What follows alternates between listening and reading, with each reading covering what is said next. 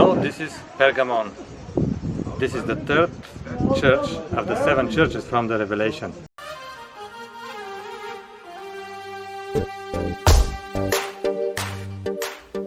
This is the third day of our trip in western Turkey. We spent the night in Hayal campsite on the northern coast of the Gulf of Edremit. Hayal campsite is just one of the many campsites on this coast. Here you can choose sleeping in a bungalow, in a local tent, or you can bring your own tent as we did. For a whole family like us, 2 adults and 2 children, we paid 300 Turkish liras in total. There are also fridges, bathrooms, toilets and other facilities. There is also a small cafe restaurant at the coast and the beach. Usually here the sea is calm and the water is clean.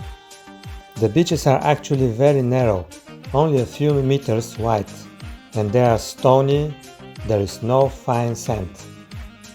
But there are nice views of the sea, the nearby mountains, and the distant island of Lesbos in Greece. Probably this is the reason why this coast is full of campsites, resorts, small hotels and restaurants. Because the bottom is stony, there are wooden bridges in front of most of the campsites, including Hayal. So if you want to swim, just go to the edge of the bridge and jump into the crystal clear water. Here the bottom becomes sandy.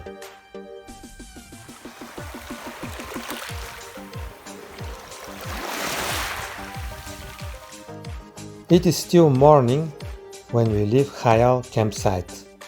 We drive on the road that follows the sea coast of the Gulf of Edremit. Our main goal for this day is the ancient city of Pergamon. So we travel to this place following our GPS, which guides us by shortcuts through hills and mountains. Here the mountains are covered by Mediterranean pine forests that here mainly consist of stone or umbrella pines.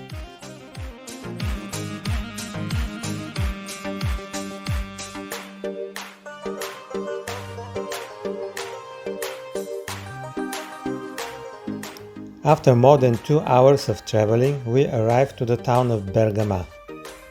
Bergama is about 130 kilometers far from Hayal, but our goal, the ancient city of Pergamon, is located on a high hill over Bergama.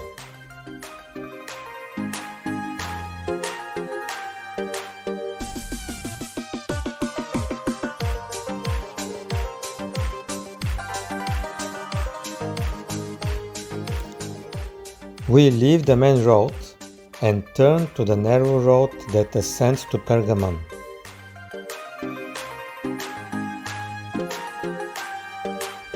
We arrive at the cable car station located downhill. The site of Pergamon is established on the top of the hill, and the hill is quite steep. That's why many tourists prefer using the cable car to ascend to the Pergamon.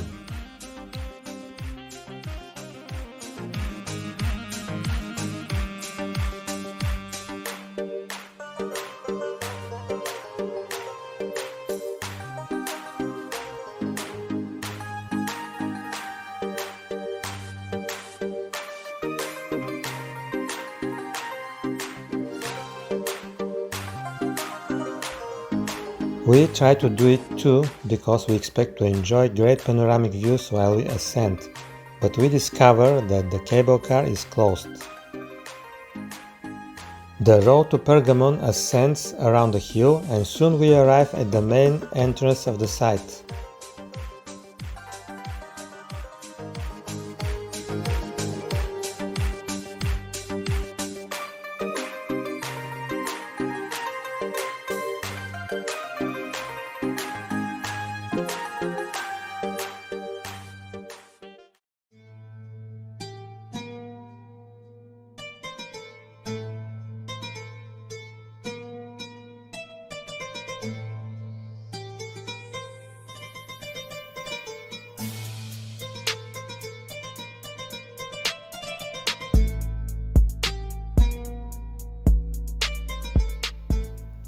Pergamon is the city of the Church of Pergamon. It is the third from the 7 churches of Asia.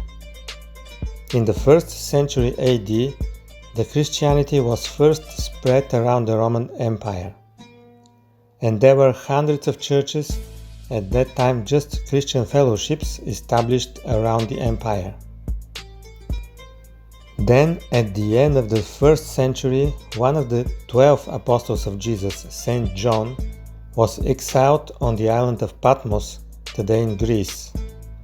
On this island, he received the most famous prophecy about the future, the Apocalypse, written in the book of Revelation. A part of this prophecy is the messages from Jesus to 7 churches that he chose, among all other existing churches at that time. All of them were located in the Roman province of Asia, and the Church of Pergamon was one of them. They were early Christians who lived there in what we can see today as the ruins of Pergamon.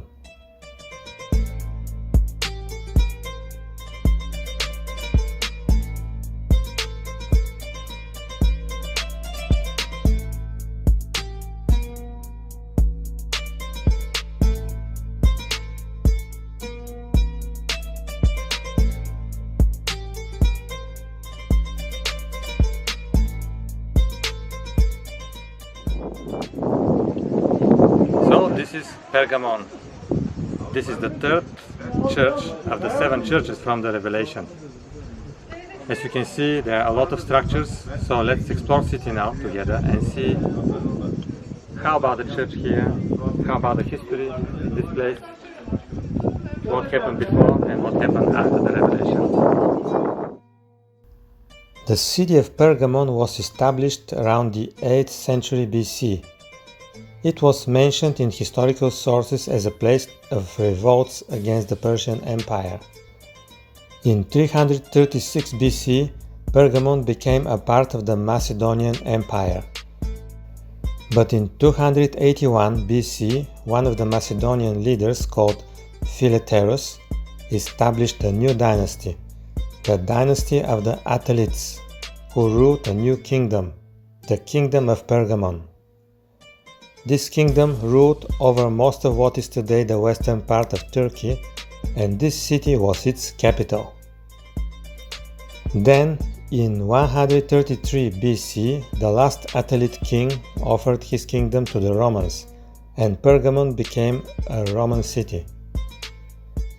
We read in the book of Revelation the message to the Church of Pergamon.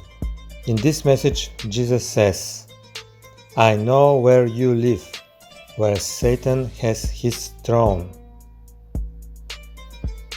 What does it mean? Where is the throne of Satan here? What we know is that the Romans made the city an important religious center in the Roman Empire. Here we can find temples of many ancient Roman and Greek deities, like Zeus, Dionysus, Demeter, Asclepion, Athena, and more. Here, even the Roman emperor had his own temple like a deity, as we can see the Temple of Trajan. Many people came to Pergamon to worship one of these deities, depending on what they want and what they need. And the first local Christians had to live in such an environment which was very hostile for them. Some of the Christians were persecuted and even killed, like the church leader Antipas, while others tried to allow compromises to avoid persecutions. And this situation can explain the meaning of the message of Jesus to these Christians in the book of Revelation. And this message would become a prophecy and message to all the churches in the world in the next centuries that would be in the same situation as the Church of Pergamon. We go to the theater of Pergamon. This is one of the steepest ancient theaters in the world, with stunning views of the modern Turkish town of Bergama. We enter the theater through this small tunnel.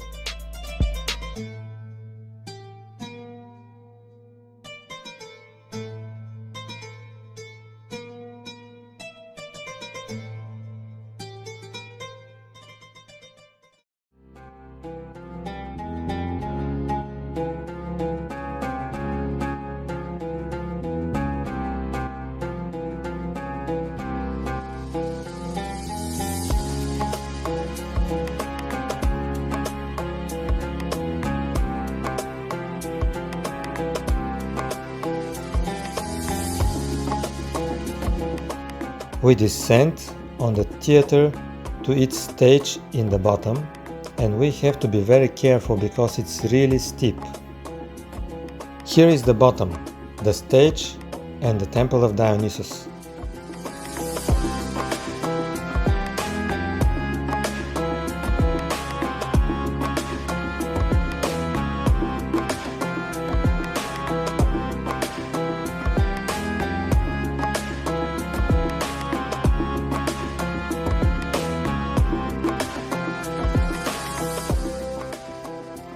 This is the altar of Zeus, or what has remained from it. So, what happened later with Pergamon? In 301-4 AD, the persecutions against the Christians in the Roman Empire were over, and the Christianity became the official religion in the empire. So all these pagan altars and temples in Pergamon were abandoned. Also, in the next centuries, the city lost its important function and most of its population left it. Finally, in the 13th to 14th centuries, during the wars between Byzantines, Crusaders and Seljuk Turks, and due to the destruction these wars caused, the city of Pergamon was completely abandoned. Only these ruins that we can see today remained. The church of Pergamon also ceased to exist. Later, the Ottoman Turks established the town of Bergama below the hill.